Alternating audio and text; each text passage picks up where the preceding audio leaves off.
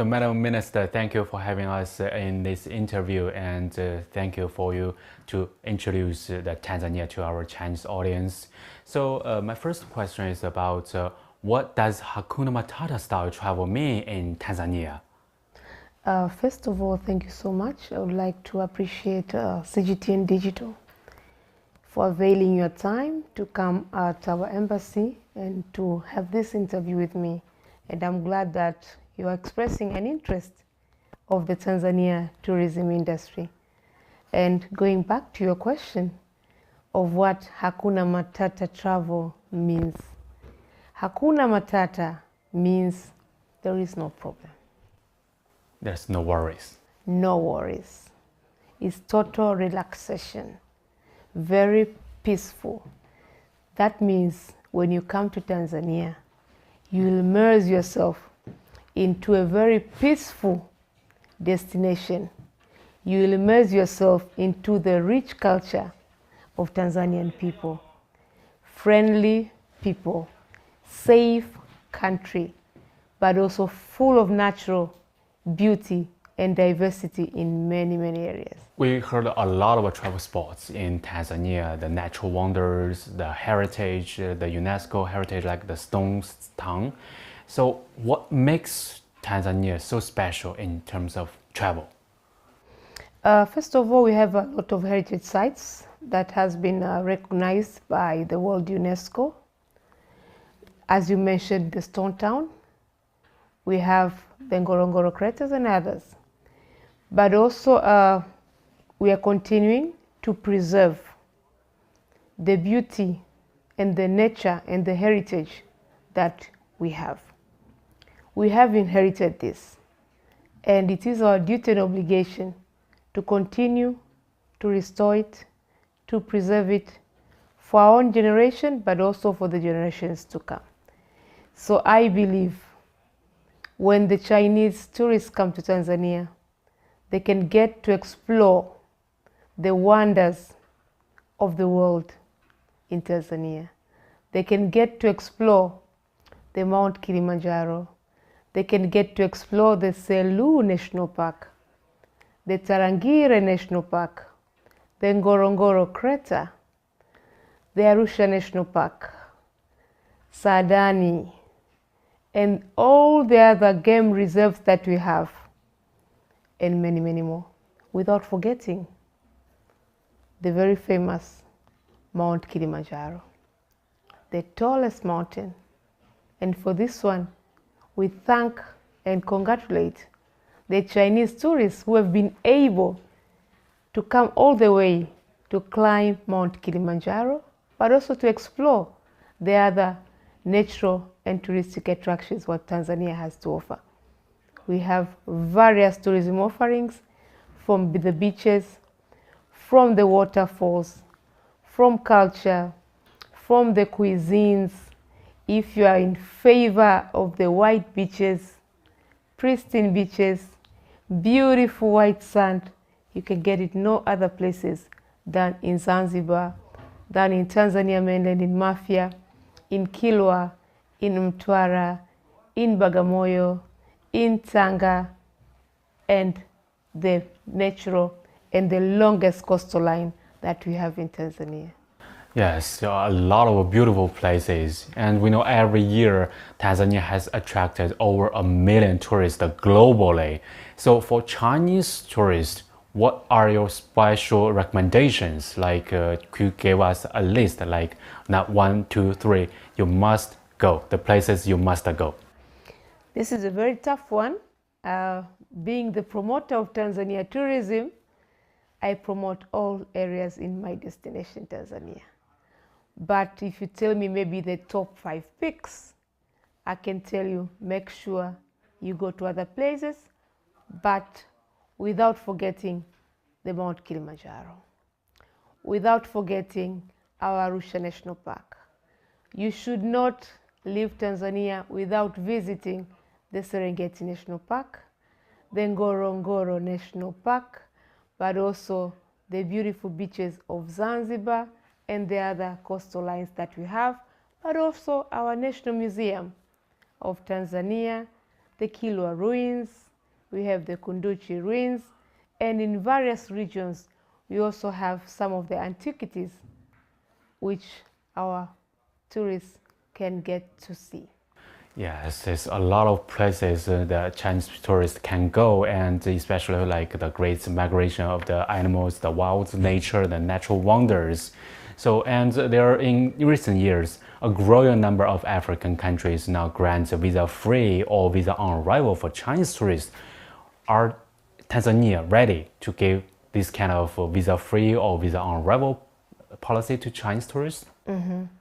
First of all, we have very positive immigration policies for all the immigrants or visitors coming to visit Tanzania. But since you mentioned, and since I'm here in China, we have favorable policies, especially on e-visa, where you get to apply online, and the other procedures you can follow through our embassies. So you can get to apply online. All the e-visa machinery is there in place, so there's no problem to come from Changsha, from Shandong, from Jilin, from Yunnan, from Hangzhou, from Guangzhou, Shenzhen, and other places. You can still apply online. When you get to visit our embassy of Tanzania in China website, you can get a link where you can apply electronically. But also, secondly, if you don't get that opportunity, we still offer the visa on arrival when you come to Tanzania. And all this is to try and streamline our visa processes and making easy for the Chinese tourists to come and visit Tanzania. Wow, that's great news. And Madam Minister, you have spent many years here in China, and Chinese people, they prefer hot water and also digital payments. Are travel agents and travel spots in Tanzania ready for that? First of all, we have energy access in Tanzania all the way. We are connected with electricity, even in the remote and rural villages. So be rest assured, the lifestyle and the energy access that you receive here in China, you can get it in Tanzania. But also for the internet connectivity, even in the mountain Kilimanjaro now is connected to the internet, to the Wi-Fi.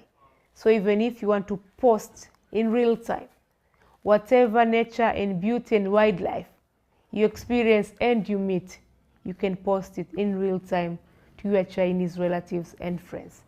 So be rest assured, when you come, you can get the hot water access, you can get the telephone and mobile access, and all the other electronic services access. And coming to your question of national payments and digital systems, we have our digital payment framework through our Central Bank of Tanzania, and they have connectivities with their counterparts banks in China. We have Visa payments, we have MasterCards, we have American Express, we have the Chinese Union, Union Pay, and the others. And for some places, even WeChat Pay. So we welcome... WeChat Pay and Alipay are also available? They are also available. So we welcome the Chinese tourists to come and visit. You'll get the same lifestyle, the same payment systems, more or less the same, to facilitate a seamless travel towards Tanzania. So digital payments, like local digital payment, the M-Pesa is also available there? M-Pesa is very available. More than 90% of our people, they are covered by M-Pesa. We are very more cashless nowadays, going to cashless economy, contactless, especially in our payments. So for foreign travelers, like for Chinese tourists, that they can also take a try of M-Pesa also? They can also get a try, because they can get a SIM card and they can get to experience that as well. All right. So, Madam, China Culture Center established in Tanzania is also the first one in East Africa. So, from your experience, how popular is Chinese culture in Tanzania? We have a lot to share, and we have a lot in common, especially in the cuisine side. Like if I put maybe rice, the Chinese people are very fond of rice. but also the Tanzanian people are very fond of rice. So in the gastronomy culture, we share a lot in common. Tanzanian people eat a lot of vegetables, and the Chinese people eat a lot of vegetables. For seafood, you're a seafood lover and you love meat. Tanzanian people in the gastronomy side, they're very fond of vegetables, but also the meaty dishes. And when you come to Tanzania, you'll get to have the fascinating, tastiable food that we can offer. So it's just the different cooking style. But right now we are even preparing our human capital, our human resource, to be able to cook the Chinese style food. We have many experienced chefs who can cook Chinese food, and we are continuing to set up the best environment and landscape to be able to be Chinese tourism ready. We have started, and the journey is ongoing. We are continuing to train our tour guides to be able to receive the Chinese tourists in the Mandarin language, to know your culture, to know your preferences, and to be able to well receive you and to give you a warm reception so that you can enjoy your stay throughout in Tanzania. So in terms of the food, I know the seafood, the lobsters are quite popular in Tanzania, and also about the cashew nuts. So, so what are your recommendations for Chinese tourists about the spicy in Zanzibar and also the cashew nuts? For Tanzania, we have a lot of organic food. You can get to experience different varieties of food. You can get to experience, like I said, the different types of meaty dishes, organic ones. You can get to taste our agricultural products and produce, which are natural and organic. Some of them not even used or sprayed on pesticides. You can get to test how they feel. As you mentioned, for cashew nuts, for peanuts, we have the best you can get to experience when you come to Tanzania. But also the seafood. We have the deep sea. You get to taste the best tuna that Tanzania has to offer. You'll get to taste the best shrimps that Tanzania has to offer. But also the seagrass and the various fishes and marine products that you love. The seaweed, you'll get to experience that as well. Without forgetting our tasty honey. And I'm glad that we are soon about to start exporting our honey, Tanzanian honey, natural honey, magnificent honey to the Chinese market. So that one as well, you can get to taste the Tanzanian honey too. Wow, that's great. The natural, the organic food for Chinese tourists and also for the Chinese market. So we talk about the Chinese culture in Tanzania, and also Swahili language teaching and education has been continued in China for over 6 decades. So how do you see this language teaching and education bridge the two sides, especially the people, the young generations? First of all, Swahili is spoken by the largest population. Like in Africa, it is also now the language of the AU, the African Union. And we are now promoting it to make sure it becomes one of the African languages or one of the international languages to be spoken at the UN. And for this one, we believe the China people can be able to support us to make sure that in the UN as well, we have the African language being spoken. And there's none other than Swahili. Swahili language is very strong. Like how the Chinese language, the Mandarin language is strong. We have a lot in common. And for this one, for Swahili, it's more or less like what you have into the Confucius culture. Swahili is not only a language, Swahili is a culture.